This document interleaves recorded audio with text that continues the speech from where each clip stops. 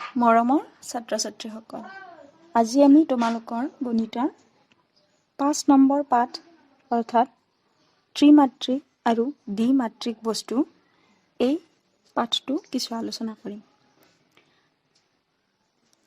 তোমালোকে আগৰ শ্ৰেণীত পাই আহিছা যে আমাৰ চাৰিওফালৰ যিবিলাক বস্তু আছে সকলোৰে একোটা আকৃতি আছে। এই আকৃতিবোৰক আমি জ্যামিতিক আকৃতি বুলি কওঁ। যেনে ধৰা চতুৰ্ভুজ আকৃতি অৰ্থাৎ চাৰিটা কাষ থকা বা চাৰিটা চুক থকা আকৃতি, ত্ৰিভুজ আকৃতি, গোলাকৃতি, শংকু আকৃতি ইত্যাদি। তোমালোকে চতুৰ্থ শ্ৰেণীতে পাই আহিছা যে এই বস্তুবোৰৰ তল, চুক, কাষ আদি থাকে। আজি আমি এই পাঠটোত শিকিম এই আকৃতিৰ বস্তুবিলাকৰ কোনটো বস্তু দ্বিমাত্ৰিক বা কোনটো ত্ৰিমাত্ৰিক হ'ব। প্ৰথমে এই কাগজৰ বাকচটোলৈ মন কৰা। এই বাকচটো আমি যদি পেঞ্চিলেৰে আঁকো তেতিয়াহ'লে আমি এনেদৰে আঁকিম। এই বাকচটোত আমি যদি হিচাপ কৰি চাওঁ এই বাকচটোৰ কাষ হ'ব 12টা আৰু চুক হ'ব 8টা আৰু তল হ'ব 6খন। এই বাকচটোৰ যিকোনো এখন তল যদি আমি কাটি লওঁ এইখনক কোৱা হ'ব সমতল। আৰু এই সমতলখন বা এই তলখনক আমি দ্বিমাত্ৰিক বুলি ক'ম, কিয়নো এই তলখনৰ অকল দিশ আৰু প্ৰস্থ আছে।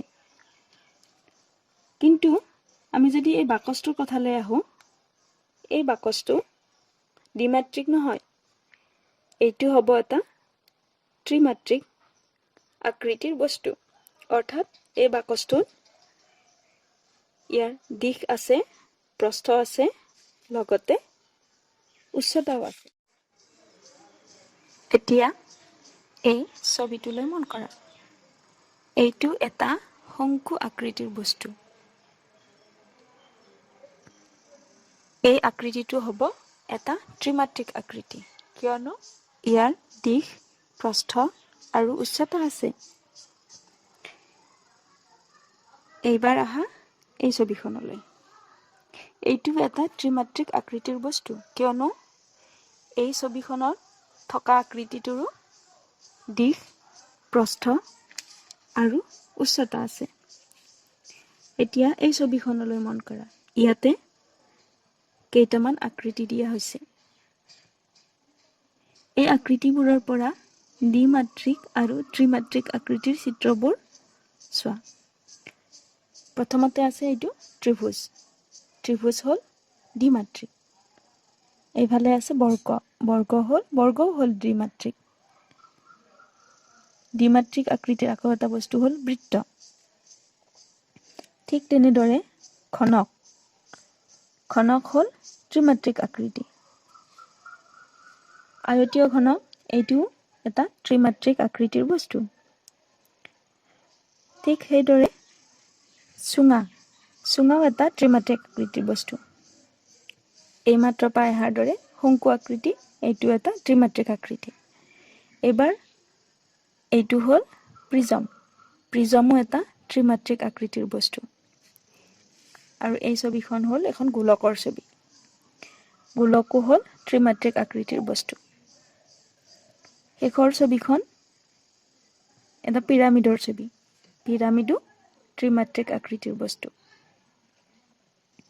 এতিয়া তোমালোকে কিছুমান দ্বিমাত্ৰিক আকৃতিৰ চিত্ৰ আঁকা আৰু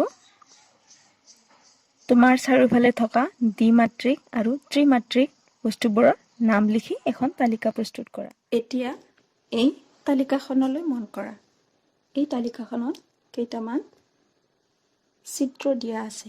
এই চিত্ৰকেইটা দ্বিমাত্ৰিক হয় নে ত্ৰিমাত্ৰিক হয় লিখিব দিছে।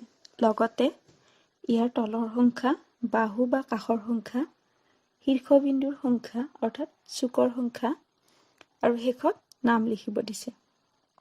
প্ৰথমতে দিয়া আছে এটা তিনিকোণীয়া আকৃতি। এই আকৃতিটো হ'ল এটা দ্বিমাত্ৰিক আকৃতি। ইয়াৰ তলৰ সংখ্যা 1 বাহু বা কাষৰ সংখ্যা হ'ল 3টা শীৰ্ষবিন্দু বা চুক 3টা আৰু এইটোৰ নাম হ'ল ত্ৰিভুজ। দ্বিতীয়তে দিয়া আছে এটা ঘূৰণীয়া আকৃতি। এইটো হ'ল দ্বিমাত্ৰিক আকৃতি। ইয়াৰ তলৰ সংখ্যা 1 বাহু বা কাষৰ সংখ্যা 1 আৰু ইয়াৰ শীৰ্ষবিন্দু নাই। এইটোৰ নাম হ'ল বৃত্ত। এতিয়া এই ছবিটো তৃতীয় ছবিটো এটা ত্ৰিমাত্ৰিক আকৃতি। ইয়াৰ তলৰ সংখ্যা 6খন বাহু বা কাষৰ সংখ্যা 12টা শীৰ্ষবিন্দু 8টা আৰু ইয়াৰ নাম হ'ল আয়ত আকৃতি। ইয়াৰ পিছৰ ছবিখন হ'ল দ্বিমাত্ৰিক আকৃতিৰ ছবি। ইয়াৰ তলৰ সংখ্যা হ'ল 1খন বাহু বা কাষৰ সংখ্যা 5টা শীৰ্ষবিন্দু 5টা আৰু ইয়াৰ নাম হ'ল পঞ্চভুজ। ইয়াৰ পিছৰ ছবিখনো দ্বিমাত্ৰিক আকৃতি। ইয়াৰ তলৰ সংখ্যা 1খন বাহু বা কাষৰ সংখ্যা 7টা শীৰ্ষবিন্দু 5টা আৰু ইয়াৰ নাম হ'ল কাৰ চিহ্ন। ইয়াৰ পিছৰ ছবিটো হ'ল এটা ত্ৰিমাত্ৰিক আকৃতিৰ ছবি।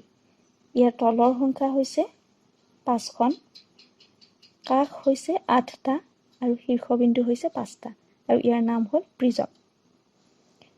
শেষৰ ছবিটো হ'ল এটা দ্বিমাত্ৰিক আকৃতিৰ ছবি। ইয়াৰ তলৰ সংখ্যা 1খন বাহু বা কাষৰ সংখ্যা হ'ল 10টা শীৰ্ষবিন্দু বা চুকৰ সংখ্যা হ'ল 10টা আৰু এইটো হ'ল এটা তৰাৰ ছবি। এই পাঠটোত আমি আজি শিকিলোঁ আমাৰ দৈনন্দিন জীৱনত দেখা বস্তুবোৰ দ্বিমাত্ৰিক আৰু ত্ৰিমাত্ৰিকত ভাগ কৰিব পাৰি। দ্বিমাত্ৰিক বস্তুবোৰৰ দিশ আৰু প্ৰস্থ থাকে, যেনে ত্ৰিভুজ, বৰ্গ, বৃত্ত ইত্যাদি।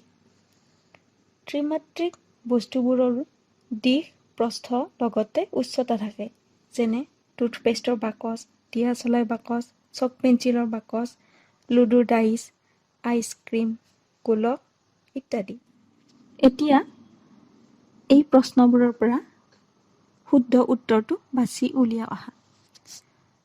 প্ৰথম প্ৰশ্নটোত আছে লুডু গুটি এটাৰ আকৃতি হ'ল, ইয়াতে দুটা অপশ্যন দিয়া আছে, এটা দ্বিমাত্ৰিক এটা ত্ৰিমাত্ৰিক।